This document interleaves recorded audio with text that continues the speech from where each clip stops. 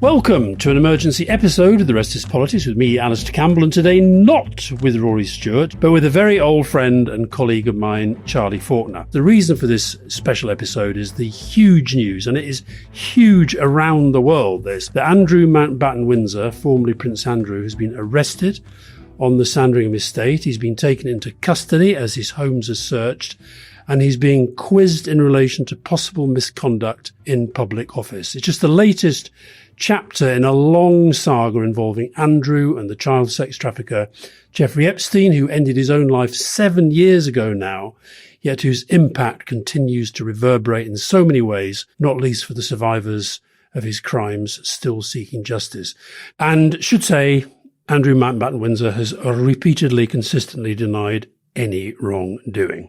Now, Charlie, first of all, thank you so much for doing this. Well, thank you. On a scale of 1 to 10, how gobsmacked were you to hear the news that the King's brother, supposedly the favoured son of the late Queen Elizabeth, is spending his 66th birthday in a police station being grilled about a crime which, if proven, carries with it the prospect of life imprisonment? Well, absolutely amazed in the context of thinking about this from a sort of distance of a few years, but less and less amazed as two things have been happening. One, the release of information about Epstein from the Epstein files, and as it were, everybody recoiling in horror in what they're reading about a whole range of people. But secondly, the increasing sense that the law enforcement authorities in the UK would be bound to act if the idea that everybody is equal before the law had any meaning. So it became, I think, more and more likely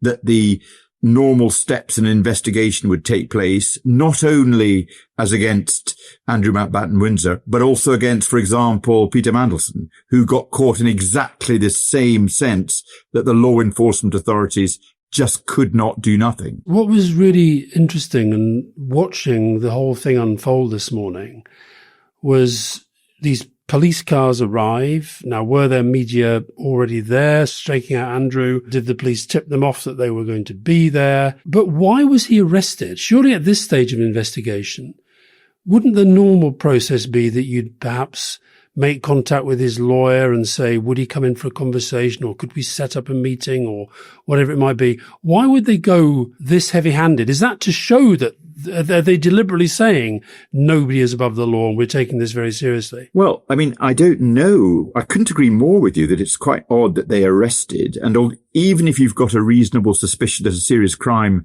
might be committed, you're only allowed under the law to arrest somebody if it's, quote, necessary to do so. And the normal things about necessity are you going to flee the country? Are you somebody who might start to damage property? Neither of which I would have thought would be in play here. The normal, as it were, justification given for necessity is, quote, to allow prompt and effective investigation. So the effect of arresting Andrew Mountbatten Windsor was, first of all, it means that the police can ask him questions, because if you're not arrested, you don't need to stay in a police station to be asked questions. And secondly, it allows them to take away from his home or anywhere else that he occupies, or on his own person, evidence that might be relevant to their investigation. For example, mobile telephones or computers.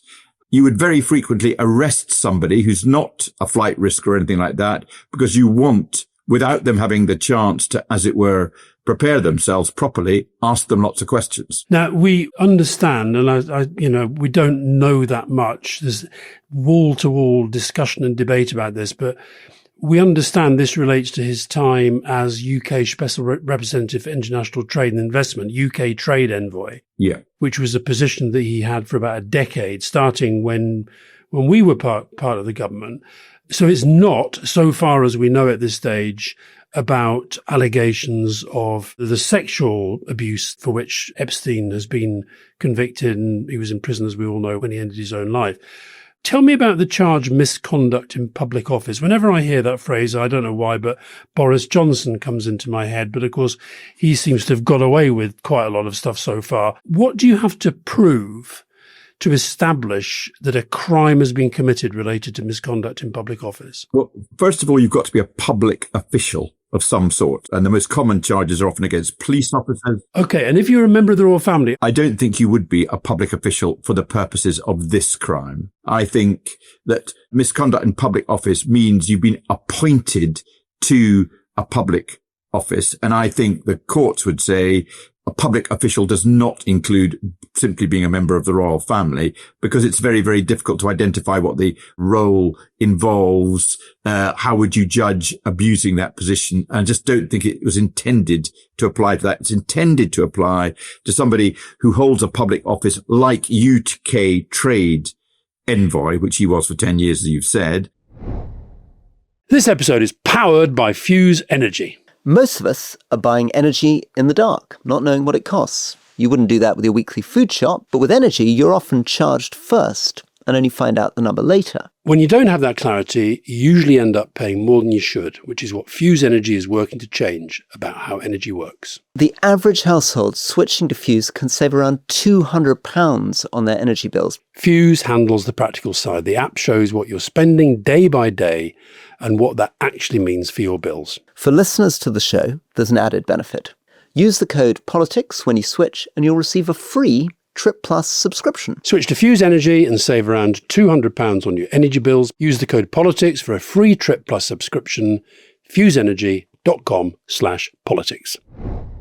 And then the elements of the crime are deliberately misperforming that office in some way.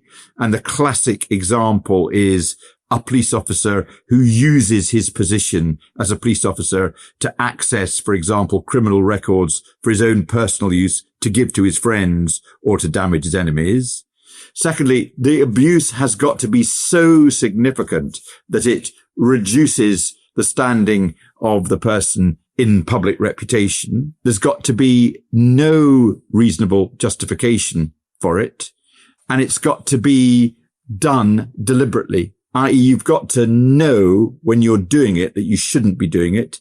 It's got to be so awful as to make everybody in the public, not everybody, but reasonable people, think this really is an abuse of your office, and you've got to have no reasonable excuse for it. That sounds to me like quite a high bar. It is quite a high bar, and the sorts of examples that are given are the police officer who accesses criminal records. There's a case of a police officer investigating a crime who sexually hits upon a vulnerable witness, abusing his position as a police officer. Another example, not in the more recent memory, but earlier, a MP who fiddled his expenses. That was said to be misconduct in public office. So the elements here would be said to be, and I'm not saying this is right or wrong, you've got this job as a UK trade envoy. Your job is to promote UK trade for the country.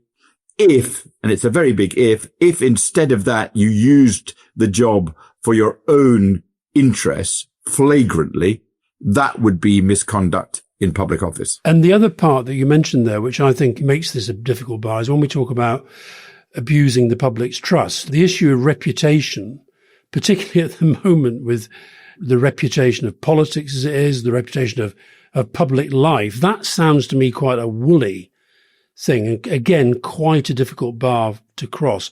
And this is unprecedented because, so far as I can remember, have we ever had a royal arrested like this before? Well, in modern times, no royal has ever been arrested. The example that everybody's citing is Charles I. But what happened to Charles I was that he lost a civil war, and the winners, the parliamentarians, then took him prisoner, like a prisoner of war, and he remained a prisoner of war until he was then charged with high treason and executed. He was never arrested like this because they were investigating a criminal offence. He was just the loser, as it were, who then paid the price of being the loser. There's never, ever, ever been anything like this in modern times, or indeed in pre-modern times, when simply what happened to you, if you're a royal, if you ended up on the wrong end of it, you ended up being killed or something terrible happening to you, but you weren't being arrested in the context of a rather well-ordered criminal justice system. And I mean, I just wonder whether what's happening here, one is a combination of things. It's the unspeakable nature of Epstein's crimes, which we already knew about. It's the scale of his contacts and networks and operations and the cynicism of those who were involved in a lot of that. You've also had, including, I think this morning, he did an interview on the BBC, when you have the Prime Minister saying that anybody who can give evidence in relation to this should do. When you have a former Prime Minister, Gordon Brown, producing evidence based upon his own analysis of both the files and his experience when he was Prime Minister, then I guess in a way the police are being given permission perhaps to go down roads that in the past they might have been very, very wary of going down. Is it more than permission? Is the pressure not absolutely immense to do something? And one of the striking things about this, though it may not be that striking, is watching how cases are investigated at the moment. They normally take absolutely forever to get investigated. And if there is any degree of complexity, and there's very considerable complexity in this, you would, and this might be legitimate, expect the police to take months to reach a conclusion about what they're going to do, partly because they want to be on sure ground and partly because they don't want to make a mistake in relation to it. The search warrant in relation to Peter Mandelson's premises, the arrest and searches of Prince Andrew's premises, they've all happened at incredible speed, because I am assuming that the starting point for these, or the point that has led to these investigations starting, is the most recent releases of the 3 million documents in the Epstein case, which is only a month or two away, basically. So I think there's a sense that authorities have to act. So there is enormous pressure on the authorities to act, and they have to be seen to be saying nobody's immune in relation to all of this. And of all the people in all the world who have previously been thought to be immune, it's the royal family. And so, in a way, Andrew Mountbatten Windsor is the clearest demonstration that nobody is above the law. Interesting, the King's statement. And the King's statement, we assume that the King and Downing Street, that nobody was tipped off in advance that this was happening. We don't know that, but I think we can assume that. I mean, watching the television this morning, Buckingham Palace has said the King was not tipped off in advance. So they very quickly, they hear the news the same pretty much as everybody else. Very quickly, they put together a statement in his name. I have learnt, so he's very much leaning into owning it, with the deepest concern, the news about Andrew Mountbatten Windsor, not my brother, but Andrew Mountbatten Windsor, and suspicion of misconduct in public office. What now follows is the full, fair and proper process by which this issue is investigated in the appropriate manner by the appropriate authorities. In this, as I have said before, they have our full and wholehearted support and cooperation. Let me state clearly, the law must take its course. As this process continues, it wouldn't be right for me to comment further.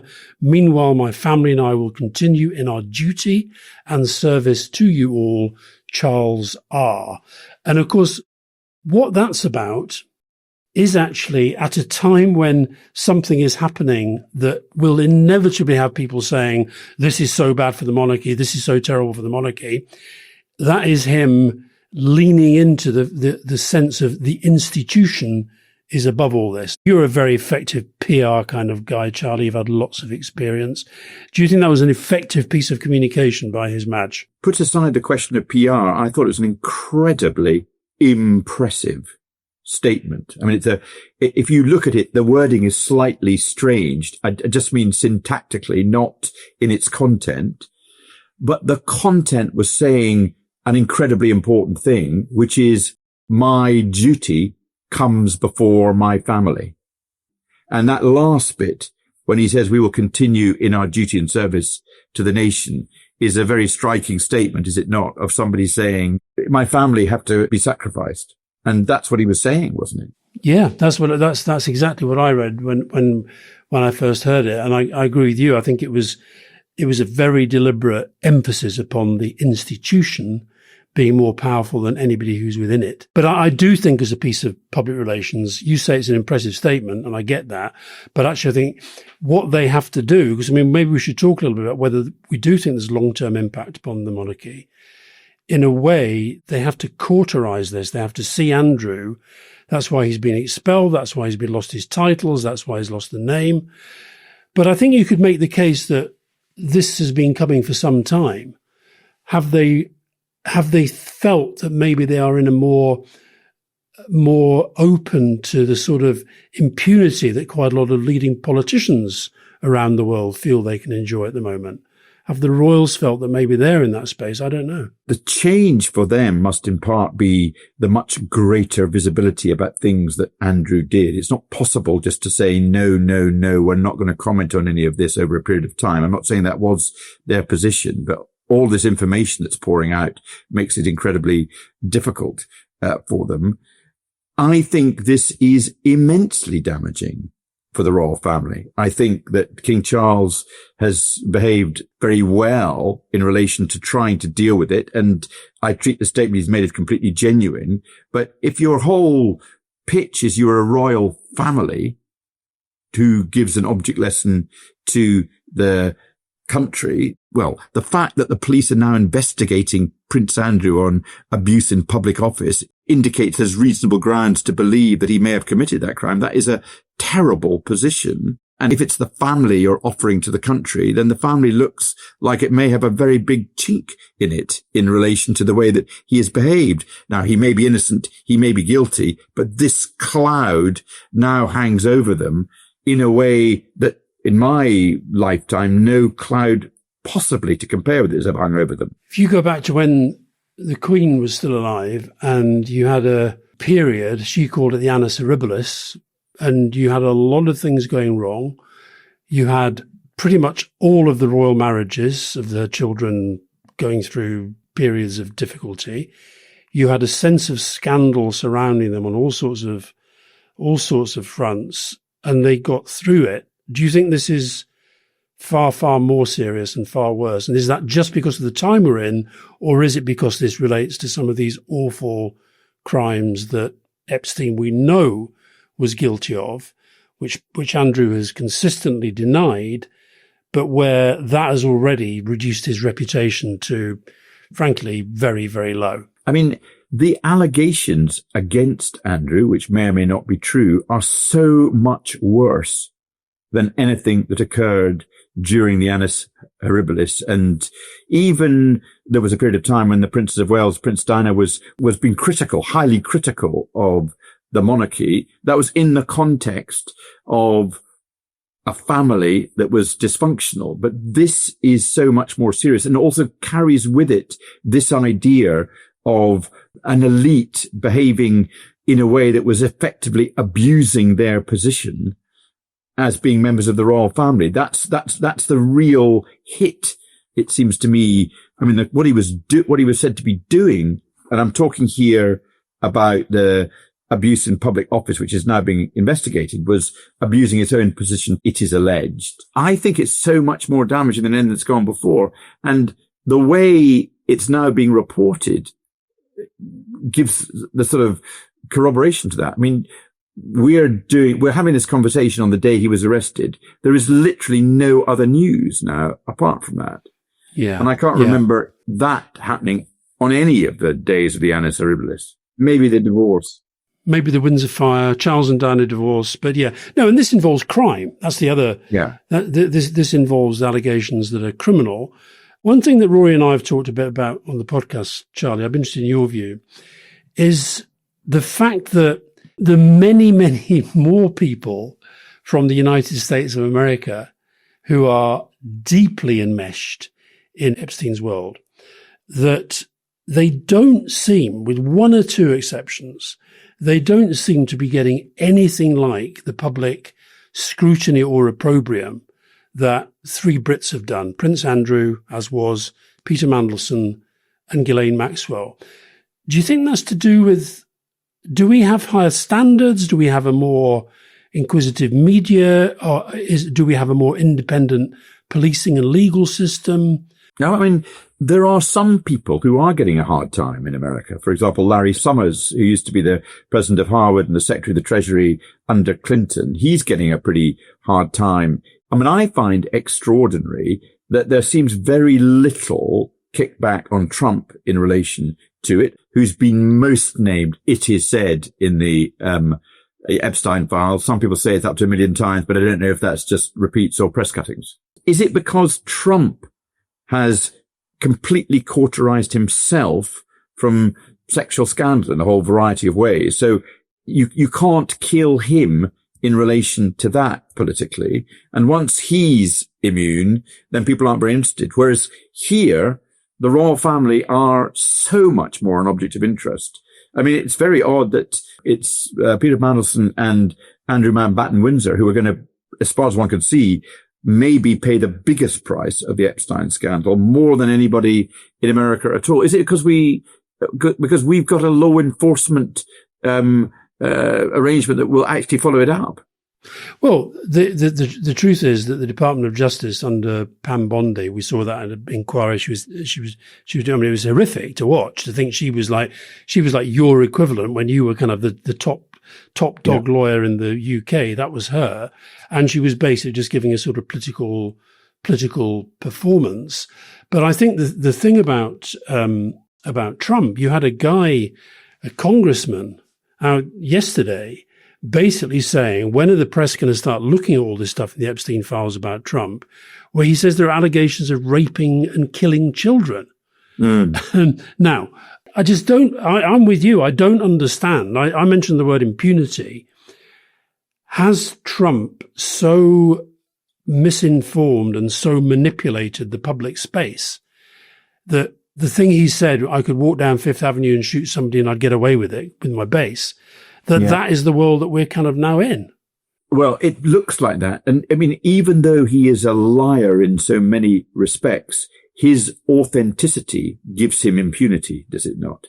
He is authentically not trying to present himself in the way that so many politicians do. There is no hypocrisy, although probably lots and lots of hypocrisies about Trump, but he is just as awful as he appears. You remember the Billy Bush interview shortly before the 2016 election when he described, because he was a celebrity, he could put his hand down women's skirts and they didn't mind because he was a celebrity and wasn't that marvelous, which would have destroyed any other politician, but simply made people think, oh, that's just, as it were, boys banter, and therefore he's genuine and nobody else is. But do you have to be awful to be authentic? Well, it's a horrible thought if you do. I mean, I don't think you do, but I think there is a double standard, and I think that the weaponization of justice. Of course, the Republicans say that the Democrats did it to them, and it's a tit for tat. So I guess perhaps we should feel that there's something better in our system. Anyway, listen, Charlie, we've added to the many millions and millions of words that will be said today about Andrew Mountbatten Windsor. I'd love to get Rory's view as he skis down another ski slope today. I think he's trying to qualify for the next Winter Olympics, but because of course he's a huge monarchist. He's a massive admirer of the king, and will be, I suspect, feeling his pain right now. I mean, there's one aspect of this is this will run literally for years now. So every 3 months or 4 months there'll be a further development. The bail of Andrew Mountbatten Windsor will be extended. Then there'll be a question of whether he's going to be charged or not. And I don't know if you remember the Paul Burrell trial, which on a scale of 1 to 10 is about half. And this is about 12,000. Remember the Jeremy Thorpe trial? I mean, this trial will be like the trial of the century. If there is one, Charlie, if there is one. Well, if there is one, yeah, and we have to wait to see whether, but if there is a trial, it will be a trial that will have to be presided over by the Lady Chief Justice. It will take place in the Old Bailey. It will be a trial the like of which has never been seen in the history of trials, basically. And this is 2-3 years down the track. And it's that sort of corrosion that is going to have a major effect. And Rory's views on what effect he thinks that's going to have on the monarchy is quite difficult, because it's the family, and as it were, you can't change the monarchy, because the whole point about the monarchy is you've got to keep on doing it generation to generation. It's not like you can change the prime minister. We're all feeling a sense how well the king has done at the moment, but this long-term corrosion is harder to assess. Yeah, although the next king, William, he's got a very good shot in the can already. That was it a funeral that they were at where Andrew was trying to talk to him as they left the church, and it was perfectly clear that William did not want him anywhere near him. So I think that was pretty effective body language communication as well. Well, Charlie, thank you for your time. Thank you for having me. Lovely to talk to you. And I hope to see you soon. See you very soon. Take care. Okay, bye-bye.